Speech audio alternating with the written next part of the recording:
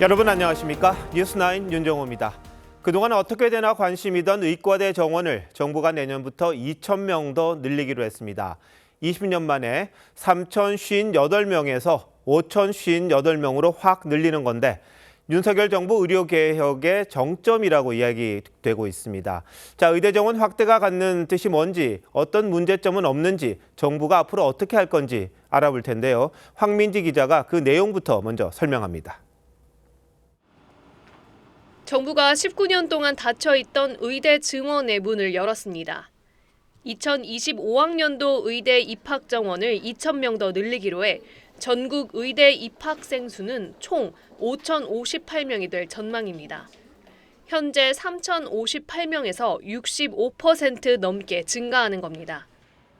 윤석열 대통령은 의사 수가 부족해 많은 국민이 불편을 겪고 있다며 흔들림 없이 의료 개혁을 추진하겠다고 말했습니다. 국민의 건강과 생명을 지키기 위해 의사 인력 확대는 더 이상 늦출 수 없는 시대적 과제입니다. 늘어나는 정원은 비수도권 의대와 정원 40명 이하 미니 의대를 중심으로 배치한다는 방침입니다. 2025학년도 증원된 의대 입학생 2,000명이 의사로 배출되는 시기는 6년 뒤인 2031년. 2035년까지 5년 동안 10,000명의 추가 의사 인력을 확보할 수 있게 됩니다. 급속한 고령화 등으로 늘어나는 의료 수요를 감안할 경우 2035년에 10,000명 수준의 의사가 부족할 것으로 다수의 전문가들이 전망하고 있습니다. 지역별, 대학별 구체적인 증원 규모는 발표되지 않았지만 늦어도 오는 5월엔 대인 모집 요강이 확정돼야 하기 때문에 4월 중하순엔 대학별 정원이 나올 전망입니다. TV조선 황민지입니다. 의사 수가 늘어나면 내과와 외과 같은 인력난이 심각한 필수 진료과와 지역 의료계가 한숨 돌릴 거란 기대가 큽니다. 고령화 사회가 되면서 늘어나는 의료 수요도 충족시킬 수 있을 겁니다. 다만 의대 쏠림 현상은 어떻게 할 거냐, 이런 문제점도 있습니다. 배상윤 기자가 이어서 보도합니다. 24시간 어린이 환자를 보는 울산대병원 소아 전용 응급실입니다. 전문의 4명이 돌아가며 매일 당직 근무를 섭니다. 의사가 부족하지만 지원자가 없어 수요일 24시간 진료는 아예 없앴습니다. 분만 영역이라든가 소아과 영역이 울산도 광역시임에도 불구하고 상당히 부족함을 많이 느끼고 있거든요. 의대 정원이 늘어나면 이 같은 지역 필수 의료 인력난이 해소될 거란 기대가 큽니다. 정부는 늘어나는 정원을 비수도권 의대에 집중 배정하고 지역 인재 전용도 현재 정원의 40%에서 60% 이상으로 늘리기로 했습니다. 현재 의료 취약지구에서 활동하는 의사 인력을 전국 평균 수준으로 확보하려면 약 5,000명이 필요합니다. 여기에 65세 이상 인구는 2050년 전체 인구의 40%로 늘어날 전망입니다. 고령화 사회, 급증하는 의료 수요도 대비해야 합니다. 의대 증원을 통해 의사와 다른 직종 간 임금 격차도 줄일 수 있다는 게 정부의 설명입니다. 하지만 의대 증원 시 지금도 심각한 의대 쏠림이 더 가속화될 거라는 우려도 나옵니다. 2024학년도 전국 의대 수시 경쟁률은 30.55대 1을 기록했습니다. TV조선 배상윤입니다. 의사단체는 강력 반발하면서 설 연휴 직후 총파업에 나서겠다고 예고했습니다. 의대 정원을 일방적으로 늘리면 교육 질이 떨어지고 의료비 부담도 커질 거라는데 신경희 기자가 알아봤습니다. 오늘 오전 정부와 의사협회의 마지막 협상장. 의사협회 관계자들이 자리에 앉지도 않고 정부 규탄문을 읽어내려갑니다. 정부의 일방적인 의대 정원 확대 통보를 독단 정책의 극치로 단정하고 이러한 정부의 독선적인 행태를 강력히 규탄하고 지탄합니다. 정부의 증원 강행이 의대 교육의 질 저하, 국민 의료비 부담을 초래해 대한민국 의료가 붕괴될 것이라고 주장했습니다. 의대 증원 논의 과정에서 정부가 의사들을 밥그릇을 챙기는 파렴치한 이기주의 집단으로 매도했다고도 성토했습니다. 그러면서 설 직후 의협회원과 전공의, 의대생을 포함한 총파업 돌입을 선언했습니다. 모든 치료가 종료된 시한부 환자의 종말을 지켜보는 의사의 심정으로 이 자리에 섰습니다. 즉각적인 총파업 절차에 돌입할 것입니다. 정부는 의협을 상대로 집단행동 금지 명령을 내렸습니다. 의료 현장 마비를 우려해 보건의료 위기 단계도 경계로 상향했습니다. 정부는 비상진료 대책상황실도 설치해 상황을 예의주시한다는 방침입니다. TV조선 신경입니다.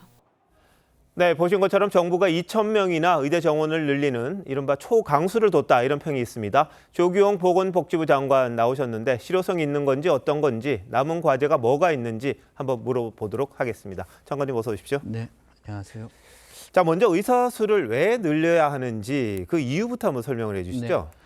지금 벼랑 끝에 있다고 평가되는 우리나라 필수 의료를 되살리기 위해서 지난 1월 1일 정부는 필수 의료 4대 정책 패키지를 발표한 바 있습니다. 근데 이러한 정책을 추진하는 데 있어서 의사 인력 확충 없이는 문제 해결이 어렵다고 판단을 했습니다. 그래서 오늘 의사 정원 확대 방안을 발표한 것입니다. 자, 근데 기존 정원의 65%나 되는 수를 한 해 늘리는 거잖아요. 네. 근데 파격적이란 말이 어색하지 않습니다. 근데 이 숫자가 나온 이유도 있겠죠? 네, 저희는 10년 뒤인 2035년에 의료 수급 전망을 토대로 결정을 했습니다. 현재 의료 취약지구에 필요한 의사가 5,000명 정도, 그리고 급속한 고령화로 의료 수요가 늘어나기 때문에 2035년에는 한 10,000명 정도의 의사가 필요합니다. 그래서 이 15,000명 수요 가운데 우선 10,000명을 2035년까지 충당을 하려고 합니다. 의대 교육기간이 6년인 걸 감안을 하면 저에게 주어진 시간은 31년서부터 35년, 5년입니다. 그래서 1년에 2,000명이란 숫자를 산출하게 된 것이고요. 아까 65%라고 말씀을 하셨는데 확충되는 10,000명은 활동 의사 수 작년 말 현재 11만 5,000명입니다. 여기 대비로는 약 8.7%에 해당됩니다. 네, 뭐 의대 정원을 말하다 보니까 이제 65%가 늘어난다 이렇게 이야기를 드린 건데요. 자, 근데 인력이 늘어나도 소위 이른바 뭐 필수과 이런 거보다는 인기과 거기에 몰리지 않겠느냐. 그리고 지방에 좀 지역에 내려갔으면 합니다만 이게 수도권 쏠림 현상은 여전하지 않겠느냐 이런 지적도 있습니다. 네, 정확한 지적이십니다. 그래서 정부는 그 진료 과목 간, 그다음에 지역 간 의료 불균형을 위한 정책 과제도 이미 제시한 바 있습니다. 우선 필수 의료 확충을 위해서는 두 가지가 필요합니다. 의료 서고 부담 완화와 공정한 보상 체계 구축인데요. 저희가 지난번에 발표한 것처럼 의료 사고 처리 특례법을 제정을 하고, 그 다음에 상대적으로 저평가되어 있는 응급, 그다음에 중증, 소아, 분만 같은 분야에 집중적으로 수가를 인상하려고 합니다. 그리고 현행 행위별 수가제로 보상이 어렵거나 불가능한 경우에는 공공정책 수가, 그다음에 대안적 지불 제도도 확대할 계획입니다. 또 지역 의료 유입 확대를 위해서 오늘도 말씀을 드렸지만 의대 지역 인재 전형 비율을 60% 이상으로 확대하고, 그다음에 파격적 정주 지원을 같이 할 계약형 지역 필수 의사제도 도입할 계획입니다.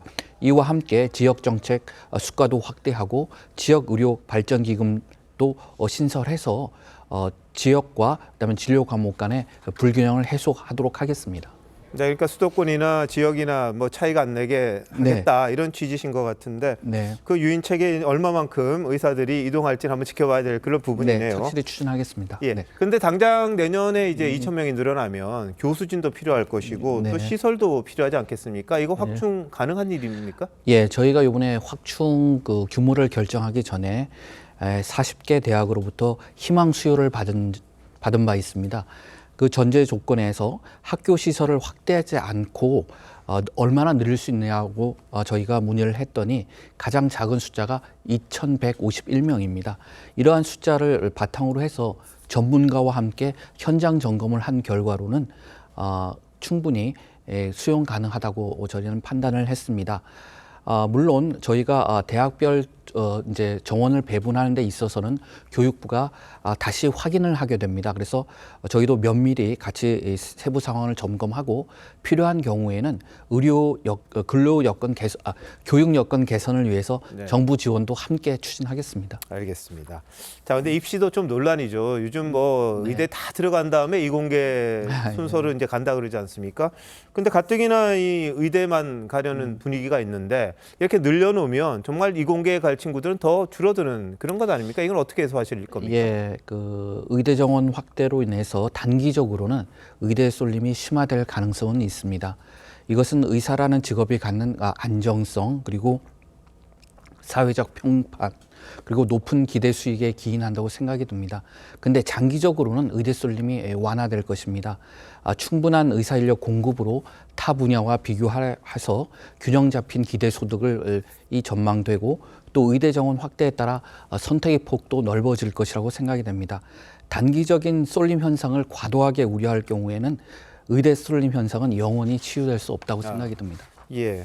자, 근데 의사가 늘어나면 의료 수요가 이제 자극이 돼서 병원을 더 갈 거다. 그럼 수가가 또 많이 들어갈 거고 재정이 좀 악화될 거다. 이게 의사들한테 주장입니다. 네. 그러면서 이제 2020년에도 한번 파업을 했었는데요. 네. 이번에도 총파업을 예고하고 있지 않습니까? 네. 자, 의대 정원을 하려면 의사단체와도 좀 네. 합의가 있어야 될 건데 이건 네. 어떻게 하실 생각이십니까? 우선 이 자리를 빌려서 의료 현장에서 고생하고 계시는 의사 선생님들께 환자의 곁을 지켜달라고 간곡히 부탁드리고 싶습니다. 저도 이번에 의사결정을 하면서 많은 의사분들을 만났는데 두 가지를 부탁을 하십니다. 하나는 진료에 전념할 수 있는 여건을 만들어 달라. 다른 하나는 노력과 희생에 걸맞는 정당한 보상을 해달라라고 말씀을 하셨는데 저희가 1일 날 발표한 정책 패키지나 오늘 발표한 의사 정원 확충은 이러한 요구에 부응하기 위해서 저희가 만든 것입니다.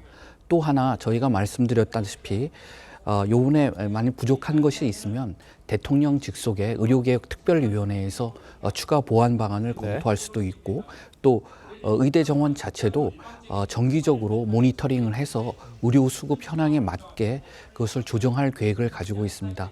따라서 앞으로도 의료 현장에서의 어떠한 현안을 해결하기 위해서 의료계와 충분히 협의하겠습니다. 네. 따라서 환자 곁을 지켜주시기 간곡히 부탁드립니다. 알겠습니다. 뭐 의사협회와도 그렇습니다만 이게 모두 국민을 위한 정책이야 할 텐데 큰 충돌 없이 원하시는 정책이 잘 됐으면 좋겠는데 원만하게 좀 합의가 됐으면 좋겠네요. 네, 노력하겠습니다. 네, 조 장관님 잘 들었습니다. 감사합니다.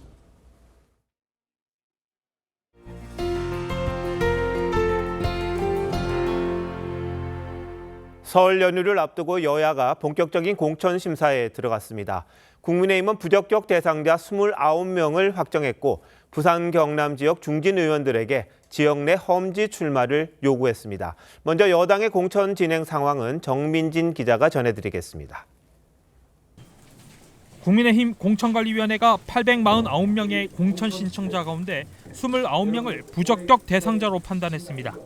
소위 신사대 악과 4대 부적격 비리는 사면 복권되더라도 원천 배제하기로 했는데 자녀 채용 비리 의혹과 관련해 뇌물수수 혐의로 유죄 확정된 뒤 특별 사면된 김성태 전 의원과 정치자금법 위반 혐의로 유죄가 확정된 이완영 전 의원도 부적격 대상에 포함됐습니다.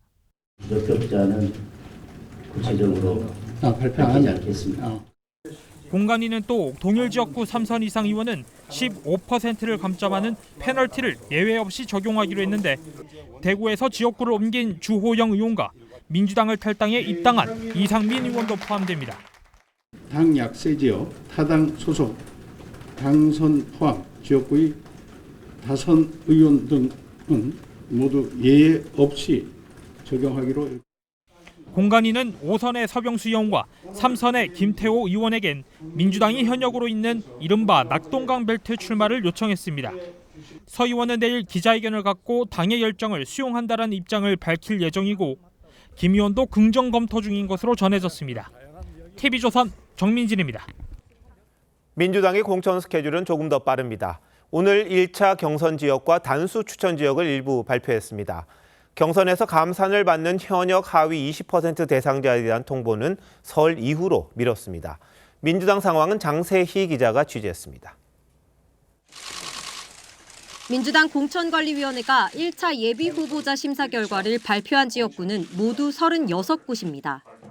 이 가운데 부산, 울산, 충청 등 민주당 험지로 꼽히는 13곳은 단수 공천 지역으로 분류됐습니다.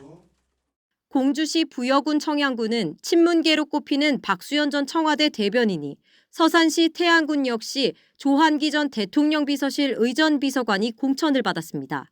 하지만 광주 동남갑 지역 출마를 예고했던 친문계 노영욱 전 국토부 장관은 허위 학력 기재 의혹으로 공천 배제됐습니다. 종합 점수에서 차이가 나가지고 탄수가 됐습니다. 나머지 23곳은 경선이 확정됐는데 친명 비명계 맞대결이 펼쳐지는 곳이 적지 않습니다.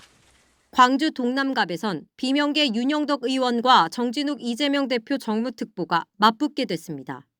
대전 동구는 장철민 의원과 황인우 전 동구청장이 경쟁합니다. 공관위는 현역 하위 평가 20% 해당 의원들에 대한 통보는 설 명절 이후에 하기로 했습니다. 원팀이 돼서 승리한 후보를 도와서 선대본부장을 맡는다든가 후보를 돕겠다고 다들 맹세하고 그렇게 답을 했습니다. 하위 평가를 받으면 경선 득표율에서 최대 30%까지 감산돼 사실상 컷오프란 해석이 나오는 만큼 일부 의원들의 탈당이나 반발 가능성도 배제할 수 없습니다. TV조선 장세입니다. 이낙연 전 민주당 대표와 공동 창당을 준비하다 이탈한 이원욱 조응천 의원이 제3지대가 모두 모여 통합 공천을 하자고 제안했습니다. 이준석 개혁신당 대표도 일단 긍정적인 반응을 보였는데 제3지대 빅텐트 구성의 촉매제가 될지 주목됩니다. 신유만 기자가 취재했습니다. 이원욱, 조응천 의원이 제시한 통합공천관리위는 제3지대 4개 정당에서 각각 공관위원을 추천받아 구성하자는 제안입니다. 지역구와 비례의원 후보를 통합해 심사하고 컷오프 심사는 40대 이하 국민 패널에게 맡기자고 했습니다. 셋부터라도 일단 먼저 공개 논의를 시작합니다. 말하자면 개문발차를 할 수밖에 없습니다. 두 의원은 지난 4일 제3지대 통합의 촉매 역할을 하겠다며 이낙연 신당인 새로운 미래에 합류하지 않았습니다. 2030 세대에 기반을 둔 개혁신당 이준석 대표는 합리적인 제안이라며 환영했고 금태섭 새로운 선택 대표도 긍정 입장을 밝혔습니다. 개혁신당 차원에서 원래 준비하고 있던 또는 생각하고 있던 공천 방향성이나 이런 것과 아주 비슷하기 때문에 하지만 이낙연 대표는 앞선 합당 과정을 되새기며 불편한 기색을 내비치기도 했습니다. 일주일 내내 당면 가지고 줄다리기를 했었지요. 이상하다라고 느껴졌지요. 조금 상식적이지 않았으니까요. 주춤했던 제3지대 빅텐트 논의가 통합 공관위 제안으로 다시 살아난 분위기입니다. 다만 실제 논의 과정에서 신당들의 주도권 다툼은 피할 수 없을 것이란 전망이 나옵니다. TV조선 신유만입니다. 민주당이 비례대표 선출을 기존 방식대로 하기로 한 걸 두고 오늘도 여야는 책임 공방을 벌였습니다. 한동훈 국민의힘 비상대책위원장은 운동권 특권 세력이 또다시 국회에 입성할 길을 열어줬다고 비판했고 이재명 민주당 대표는 야권 대통합이 필요하다고 강조했습니다. 황병준 기자입니다. 국민의힘 한동훈 비대위원장은 준연동형 비례제는 운동권 특권 세력 청산이라는 시대 정신에 역행하는 것이라며 지난 총선에서 민주당의 위성정당을 통해 국회에 입성한 김의겸 의원과 최강욱 전 의원의 실명을 거론했습니다. 그럼 운동권 특권 세력이 더 많이 의원이 될 수 있는 길이 열렸다. 저는 이렇게 생각합니다. 윤재옥 원내대표도 운동권 세력이 국회 장악을 이어가겠다는 것이라고 꼬집었습니다. 준연동형 비례대표제의 산물인 21대 국회에서 민주주의가 조금이라도 발전했는지 민주당은 답을 해보시기 바랍니다. 민주당 이재명 대표는 위성정당 논란이 있을 수 있다는 점을 인정하면서도 소수 정당에 대한 보호장치 없는 병립형 비례제로 돌아갈 수는 없다고 했습니다. 연합과 단합, 연대가 필요하다는 생각이 듭니다. 이 민주개혁 진보 진영의 맏형 또는 마지로서의 책임을 다해야 된다. 어제 이 대표에 이어 홍익표 원내대표도 사과했습니다. 준위선 정당을 추진하게 된 점에 대해서는 다시 한번 국민들께 깊이 사과드립니다. 민주당은 오늘 의총을 열고 준연동형 유지와 비례정당 창당을 만장일치로 추인했습니다. TV조선 황병준입니다. 여야의 위성정당 창당 작업도 본격화했습니다. 여당은 현역 의원 가운데 누구를 위성정당으로 옮길지 그리고 대표는 누구로 할지 고심 중입니다. 민주당은 이른바 진보연합 세력과 비례 몫을 어떻게 나눌지 계산이 좀 복잡해 보입니다. 최지원 기자입니다. 국민의힘은 6석인 녹색정의당보다 많은 최소 7명 이상의 현역 의원을 비례위성정당인 국민의 미래에 우선 배치하는 방안을 검토 중입니다. 기본적으로 그건 우리 당이 이제 플랜 B로 사무처 중심으로 준비를 할 수밖에 없는 상황이. 여권 내에선 선거 경험이 많은 김한길 국민통합위원장이 비례위성정당 구성에 역할을 할 거란 전망이 나오고 있습니다. 여권 관계자는 한동훈 비대위원장이 김 위원장과 직간접적으로 의견을 주고받는 걸로 안다고 했습니다. 지난 21대 총선에선 원정당인 미래통합당 추천 인사들이 위성정당 후보보다 비례 후순위로 밀리면서 당대표가 교체되는 내홍이 불거진 바 있습니다. 민주당은 통합비례정당 추진단장에 3선 박홍근 의원을 내정하고 실무 작업에 착수했습니다. 연합 대상으론 윤석열 정권 심판을 주장하는 정당과 논의하겠다며 반윤연대에 초점을 맞췄습니다. 이른바 조국, 송영길 신당의 합류 가능성도 아직까진 배제하지 않고 있습니다. 그때는 더불어민주당을 중심으로 해서 다른 제 정당이 빠진 상태였지만 이번 같은 경우에는 그 제3당 중에서 주요 정당들이 함께하는 방향으로. 민주당은 소수 정당 등과 지분을 나눠 각자 알아서 비례 후보를 배정하는 투트랙 전략을 고민하는 걸로 알려졌습니다. TV조선 최주원입니다.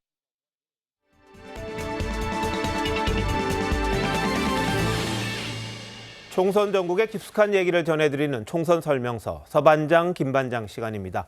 자, 오늘 소주민 반장부터 시작해 볼까요? 예, 제가 준비한 건 명문 정당의 명문 갈등입니다. 이 민주당 임혁백 공천관리위원장이 친문 후보들을 겨냥해서 오늘 한마디를 했습니다. 들어보시죠.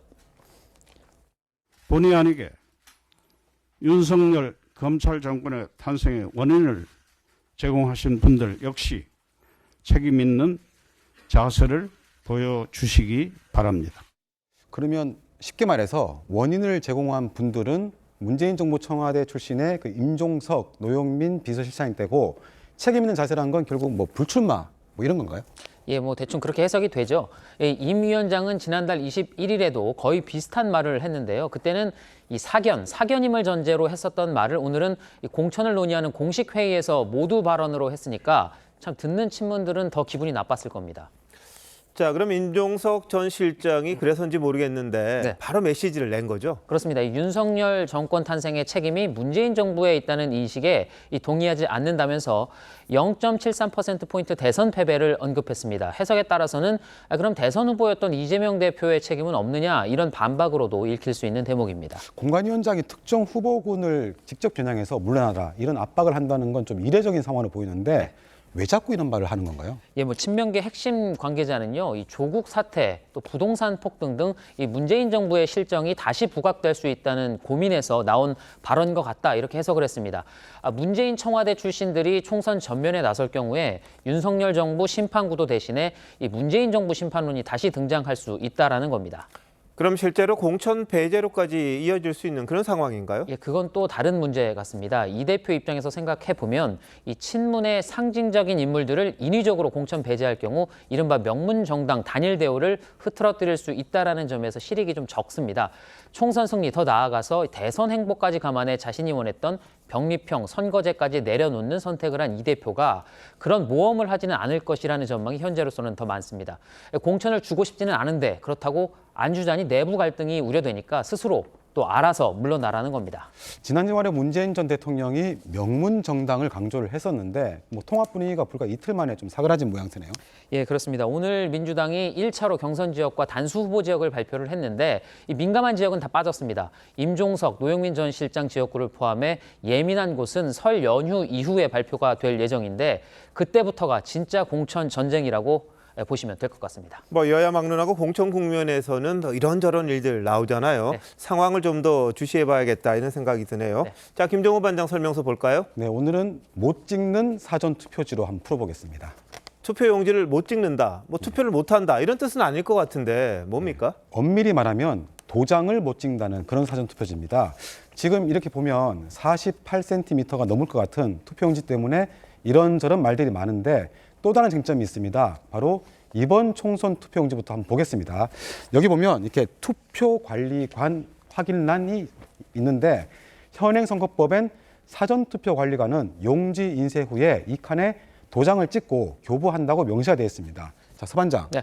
여기 혹시 도장이 있는지 혹시 기억나세요? 저도 이게 사전 투표는 여러 번 해봤는데 뭐 있었던 것 같기도 하고 없었던 것 같기도 하고 사실 좀 헷갈립니다. 예, 그게 왜 그러냐면은 2014년 사전투표가 도입된 이후 10년째 선거관리 규칙에 따라서 관리관이 도장을 직접 찍는 대신 직인을 인쇄하는 걸로 가름하고 있습니다. 역시 가장 큰 이유는 인력 때문인데요. 그렇다 보니까 직접 도장을 찍는 본투표와 달리 하위의 규칙이 상위 법률을 위반하는 상황이 아니냐 이런 지적도 있습니다. 근데 지금 선관위가 이번에 수검표까지 하면서 상당히 뭐 공을 들이는 분위기인데 굳이 도장까지 또 신경 써야 되나 이런 생각도 좀 들긴 해요. 네, 여권에서는 그 지난 4년간 부정선거 논란의 사회적 피로도가 워낙 컸기 때문에 더욱 도장을 직접 찍어야 한다 이런 기류가 있습니다. 선거제도에 대한 불신과 의혹을 원천적으로 차단하기 위해서라도 법대로 하는 게 어떻겠냐 바로 이런 겁니다. 투표용지가 뭐 빳빳하다거나 뭐 색깔이 이상하다는 식의 부정선거 논란도 도장을 직접 찍으면 의혹이 쉽게 해소된다는 겁니다. 자, 뭐 선관위 생각이 가장 중요할 텐데 그럴 생각이 있는 겁니까? 네, 일단 선관위는 사전투표는 본투표와 달리 선거인이 보는 앞에서 투표용지를 인쇄를 하기 때문에 이 절차가 날인 과정을 대신할 수 있다 이런 입장입니다. 여기에 만약 도장까지 찍으면 대기 시간이 늘어나서 투표소 혼잡으로 이어질 수 있고 또 이 업무를 위한 추가 인력 배치도 쉽지 않다는 겁니다. 다른 것도 아니고 인력 문제라면은 충분히 이해할 수 있는 측면도 있는 거 아닌가요? 네, 그래서 이 부분에서 바로 선관위와 여권의 시각차가 있습니다.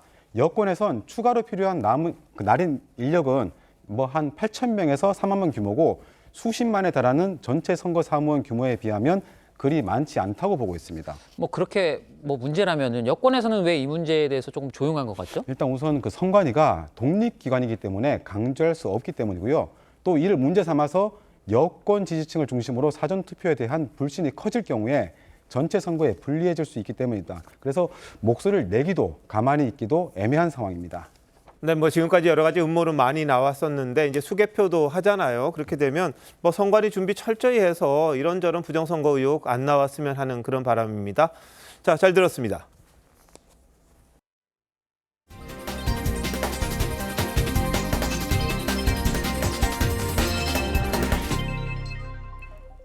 지금까지 가습기 살균제 피해자로 인정된 이들이 7,000명이 넘습니다. 그동안 법원은 제조사 책임은 인정했습니다만 국가 책임은 인정하지 않았는데요.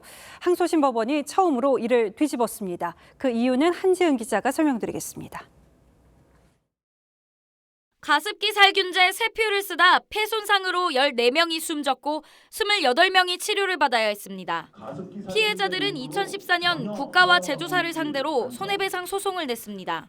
1심 법원은 2016년 제조업체의 배상 책임은 인정했지만 국가의 책임에 대해선 증거가 없다며 기각했습니다.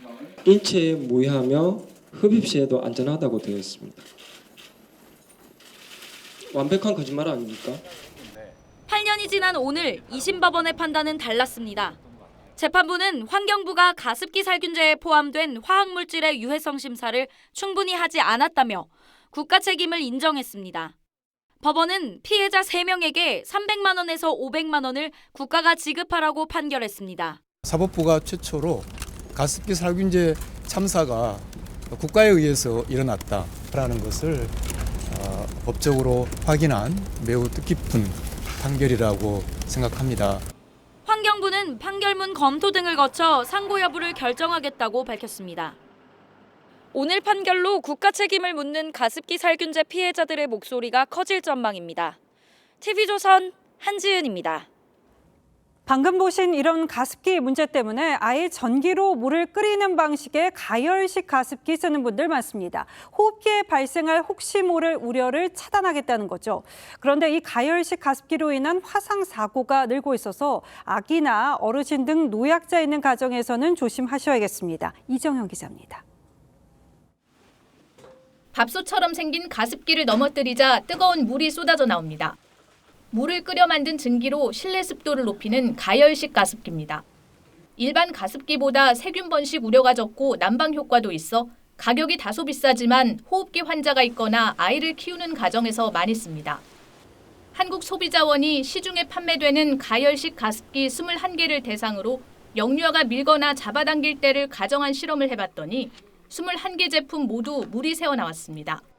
한 제품은 넘어질 때 뚜껑이 열리기도 합니다. 내솥 전체를 가열하는 밥솥형 가습기 제품의 경우엔 물의 온도가 97도에서 100도에 이릅니다. 제품이 엎어졌을 때 뜨거운 물이 쏟아져 화상을 입을 수 있습니다. 실제로 최근 4년간 이 가습기를 사용하다 화상 피해를 입어 소비자원에 접수된 사례는 92건. 이 중 71건은 만 6세 이하 영유아에게 발생했고 대부분 2, 3도 화상을 입었습니다. 가열식 가습기는 영유아의 손이 닿지 않는 곳에 비치하고 콘센트 선이 가급적 노출되지 않도록 주의해야 합니다. 소비자원은 가습기가 넘어졌을 때 물이 새지 않도록 장치를 보강하고 영유아 화상주의 표시도 강화하라고 업체들에 권고했습니다. TV조선 이정현입니다. 새벽 시간 독도 인근 해상에서 45톤 어선에 불이 났습니다. 어선에는 9명이 타고 있었는데 모두 무사히 구조됐습니다. 선장은 물론 선원들, 주변 어선들까지 합심한 덕분이었는데요. 이승훈 기자가 긴박했던 당시 상황 전하겠습니다. 표류한 어선에서 화염과 함께 시커먼 연기가 치솟습니다.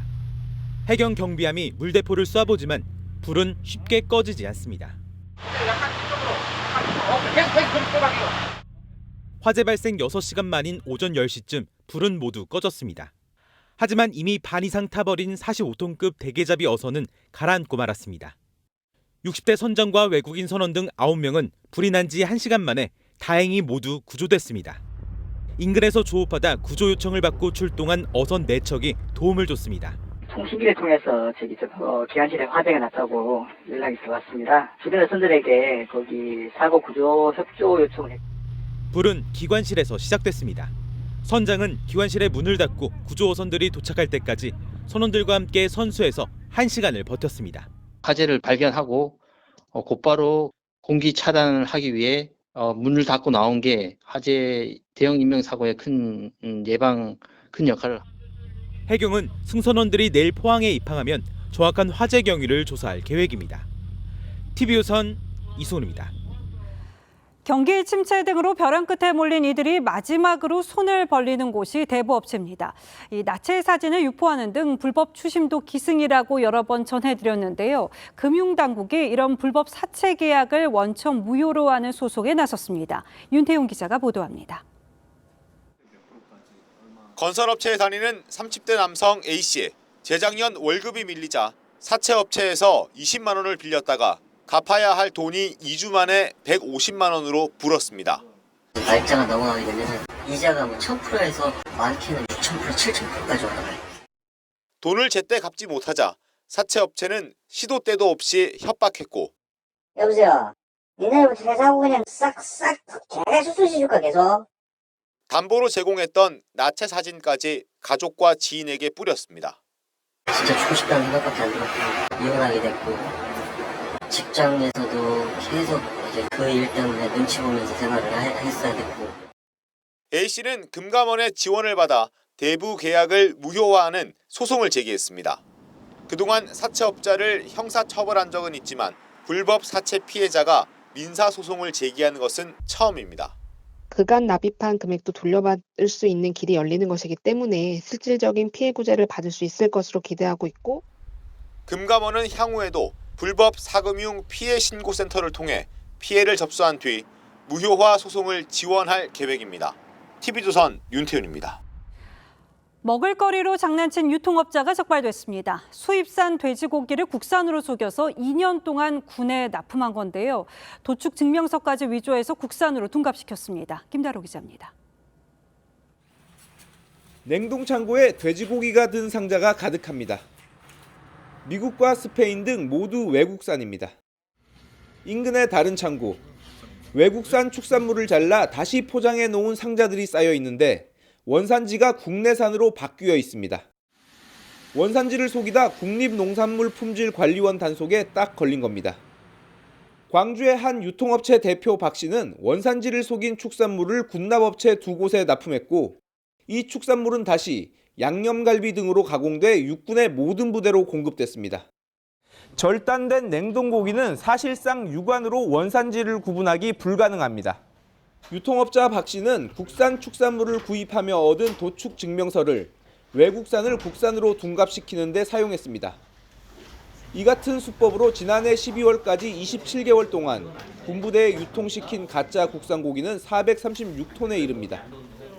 50만 국군 장병에게 4끼 이상 공급할 수 있는 양입니다. 군부대 특수성상 거래 내역이라든지 단속 공무원이 다닐 수 있는 한계적인 위치에 있기 때문에 그걸 이용해서 원산지 범행을 저질렀습니다. 국립농산물품질관리원은 박 씨를 검찰에 구속 송치했습니다. TV조선 김다로입니다. 분양가 상한제가 적용돼 시세 대비 저렴하게 공급되는 서울 강남권 아파트가 논란입니다. 신혼부부 특별 공급의 분양가가 15억 원에 달해서 부모 찬스가 필수라는 하소연이 나오는 건데요. 아시다시피 아파트 특별 공급은 신혼부부나 생애 최초로 집을 구입하는 취약계층을 배려하기 위해서 도입된 제도죠. 정수영 기자입니다. 최근 162세대를 일반 분양한 서초구의 한 재건축 아파트. 분양가가 3.3제곱미터당 6,700만 원을 넘어 강남권 역대 최고 분양가를 기록했지만 특별공급 청약 경쟁률이 123대 1을 기록했습니다. 학교만 찾으면 수리 시세가 높고 가도 그냥 10억 정도는. 특히 눈에 띈 것은 분양가가 15억 원인 소형 평형도. 신혼부부 특별공급으로 20가구가 배정돼 2,200명이 몰렸다는 점입니다. 이전에는 규제 지역의 경우 9억 원 이하 아파트만 신혼특공으로 가능했는데 정부가 지난해 이 기준을 폐지하면서 가능해진 일입니다. 15억 원짜리 소형 평형을 받으려면 계약금으로 최소 3억 원은 있어야 가능합니다. 하지만 신혼특공의 경우 소득과 자산 기준 제한이 있다 보니 부모로부터 현금 동원이 가능한 금수저만 유리하다는 지적이 나옵니다. 노력해가지고 뭔가 살 수 있을 만한 가격이라고 느껴지질 않다 보니까 그냥 뭔가 동화 속, 영화 속의 이야기 그냥 읽는 느낌으로. 전문가들은 정부가 특별공급 제도 재정비와 함께 공공분양 물량을 대폭 늘릴 필요가 있다고 지적했습니다. TV조선 정수양입니다. 정부가 설 명절을 앞두고 980명을 특별 사면했습니다. 이미 보도해드린 김관진 전 국방장관, 김기춘 전 대통령 비서실장도 대상입니다. 정부는 또 소상공인과 중소기업인 등 45만 명에 대한 행정처분도 특별 감면했습니다. 자세한 내용을 김예나 기자가 알아봤습니다. 노숙 생활을 하던 30살 A씨는 줍거나 훔친 신용카드로 2022년 7달에 걸쳐 편의점에서 밀키트와 음료수 등을 샀습니다. 총 100만 원어치를 훔친 건데 법원은 징역 1년 4개월을 선고했습니다. 오늘 사면된 980명에는 A씨와 같은 생계형 범죄자, 코로나 경영난에 돈을 못 갚아 사기죄를 선고받은 소상공인 등이 포함됐습니다. 윤석열 대통령은 민생경제 회복에 주안점을 뒀다고 사면 배경을 설명했습니다. 명절을 앞두고 실시되는 이번 사면으로 민생경제에 활력이 더해지기를 기대합니다. 운전면허 정지나 취소, 징계를 받은 공무원 등 45만 명은 행정처분이 특별 감면됐습니다. 코로나 기간 소액 대출을 연체한 298만 명이 오는 5월 말까지 전액 상환하면 연체 기록을 삭제해 주기로 했습니다. 연체 이력 정보의 공유와 활용을 제한하는 신용회복 지원 조치가 2024년 3월 12일부터 실시됩니다. 오늘 특별 사면에는 김관진 전 국방장관, 김기춘 전 비서실장이 포함됐습니다. 기업인 중에는 최재원 SK그룹 수석 부회장, 구본상 LIG 회장이 복권됐습니다. TV조선 김예나입니다. 자영업자와 소상공인을 돕기 위한 지원책도 나왔습니다. 미성년자가 술이나 담배를 사면 판매한 업주만 처벌했습니다. 그러다 보니 이를 악용하는 사례가 적지 않았는데 대통령실과 정부가 시행령을 고쳐 적극적으로 구제하는 방안을 곧 발표한다고 합니다. 황선영 기자가 단독 취재했습니다. 옆자리 손님이 남기고 간 술병을 테이블로 몰래 가져온 뒤 원래 술을 시켰던 것처럼 한 병 더 주문합니다. 성인을 사칭한 미성년자였지만 수천만 원 과징금을 낸 건 업주뿐이었습니다. 자기네들이 속일 의사가 있었고 자기네들이 속였다라고 얘기하고 했는데도 불구하고 무조건 미성년자라서 안 된다고만 걸렸으니까 무조건 처벌이.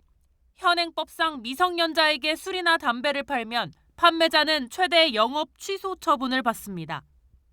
구매자에겐 처벌이 없다는 걸 악용한 청소년들이 신고를 빌미로 업주에게 돈을 요구하거나 아줌마 아마 벌금이 한 2천만 원 나올걸요? 그러면 우리 뭐 150만 원씩 해서 600만 원 주세요. 벌금보단 싸잖아요. 이러더라고요.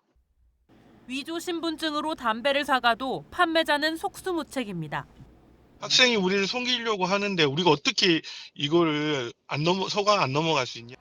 대통령실 온라인 국민 제안에 민원이 이어지자 윤석열 대통령이 개선책을 지시했고 정부가 최근 시행령 개정에 착수했습니다. 제1호 공약이 바로 소상공인 자영업자 살리기였습니다. 업주가 이렇게 신분증을 요구하는 장면이 CCTV에 찍히면 처벌을 면제하는 방안이 유력합니다. 또 현행 2달인 영업정지 처분을 1달 이하로 줄이는 방안도 포함될 것으로 전해졌습니다. TV조선 황선영입니다. K방산의 해외 수출 경쟁력이 중동에서 다시 한번 확인됐습니다. 국내 방산업체가 개발한 지대공 요격 미사일인 천궁2가 사우디아라비아로 수출이 확정된 건데요. 4조 2천억 원 규모로 2년 전 아랍에미리트 연합과의 수출을 계약한 데 이어서 두 번째 경사입니다. 차정승 기자입니다.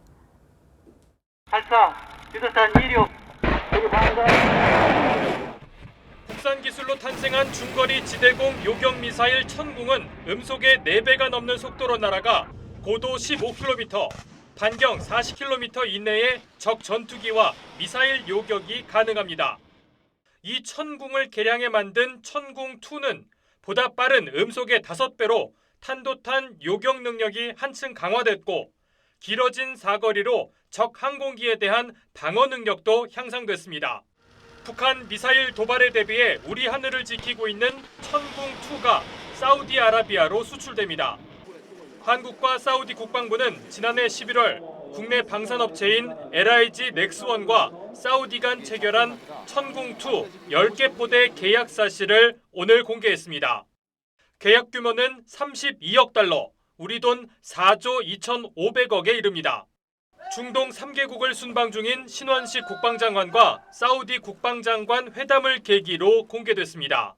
한국과 사우디는 중장기적인 방산 협력에 대한 양해각서를 체결했습니다.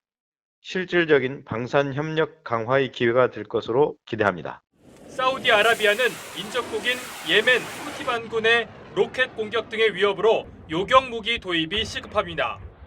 앞서 천궁2는 지난 2022년엔 아랍에미리트와 4조 원대 규모의 수출 계약을 맺은 바 있습니다. TV조선 차정승입니다. 고려시대 스님의 사리가 담긴 국보급 유물이 85년 만에 우리 땅으로 돌아오게 됐습니다. 미국 3대 미술관 중 하나로 꼽히는 보스턴 미술관과 협상한 결과인데요. 지난해 윤석열 대통령의 국빈 방문이 계기가 된 것으로 전해졌습니다. 장동욱 기자입니다. 섬세하게 세공된 금빛 문양을 연꽃 모양 장식이 둘러쌌고 팔각당 모양의 작은 사리구들엔 고려시대 세공기술의 정수가 담겼습니다. 국보급 유물로 평가받는 고려시대 선사의 사리가 85년 만에 돌아오게 됐습니다. 불교에서 참된 수행의 결과로 만들어진다는 구슬 모양의 유골을 뜻하는 사리는 올해 부처님 오신 날 이전에 조계종에 기증되고 사리를 담는 사리구는 일정 기간 동안 임시 대여를 추진하기로 했습니다. 14세기 고려 명승인 지공선사와 나홍선사의 사리가 포함된 해당 유물은 고려시대 불교 문화와 공예기술의 정수가 담겼다는 평가를 받습니다. 양주 해암사가 원소장처로 추정되는 유물은 일제강점기 때 일본으로 유출됐고 1939년 보스턴 미술관이 구입한 것으로 전해졌습니다. 조계종은 앞서 2009년부터 미술관 측에 유물 반환을 요구해왔고 지난해 윤석열 대통령의 미국 국빈 방문 당시 김건희 여사의 미술관 방문을 계기로 협상이 진전된 것으로 알려졌습니다. 종괴계 안팎에서는 성물로 여겨지는 사리와 이를 보관하는 사리구를 하나로 봅니다. 협의에 이르지 못한 사리구의 영구 반환은 남은 과제입니다. TV조선 장동우입니다.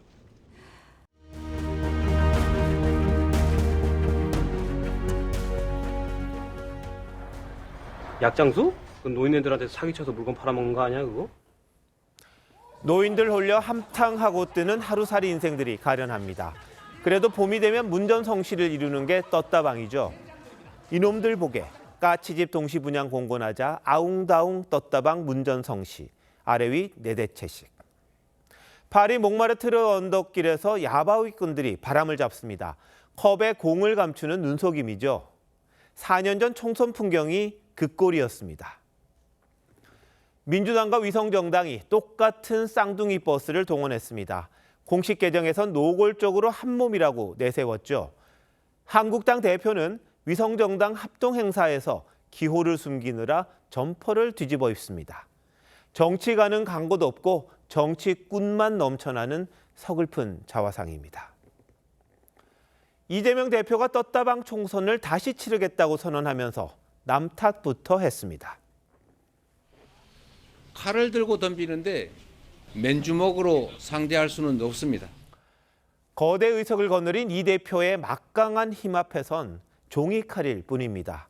개혁 의지만 있다면 못할 일이 있겠습니까?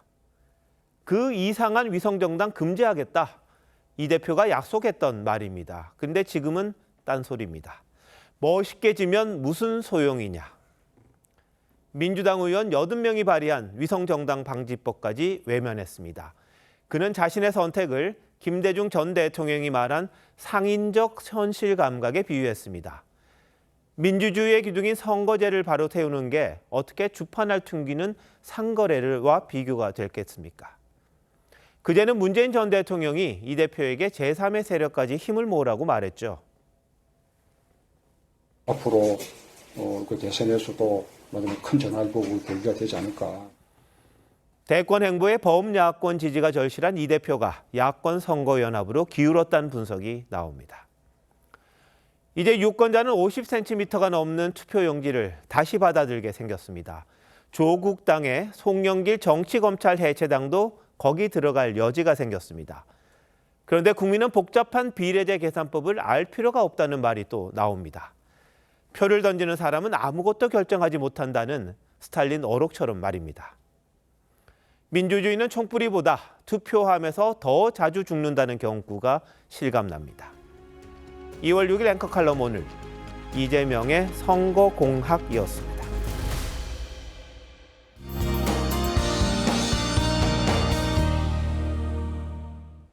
기압골의 영향으로 밤사이 중부와 경북 북부 내륙을 중심으로 눈이 조금 더 내리겠습니다. 곳곳으로 빙판길과 도로 살얼음이 나타날 수 있어 교통과 보행자 안전에 유의하셔야겠습니다. 내일도 전국이 흐리겠고 강원 영동 중남부는 아침에도 약한 눈비가 예상됩니다. 내일 전국의 대기질 양호하다가 밤부터 수도권은 먼지 농도가 높게 나타나겠습니다. 내일 아침 기온은 서울과 안동이 영하 3도 등 오늘보다 기온이 떨어져 영하권 보이는 곳이 많겠고요. 낮 기온은 서울이 4도, 대구 7도로 오늘과 비슷하겠습니다. 내일 서해와 제주, 동해 먼바다에서 바람이 강하게 불겠고 물결은 최고 2.5m로 높게 일겠습니다. 이번 설 연휴 동안에는 대체로 맑은 날씨가 예상됩니다. 날씨였습니다. 2월 6일 화요일 뉴스9 마칩니다. 시청해주신 여러분 고맙습니다.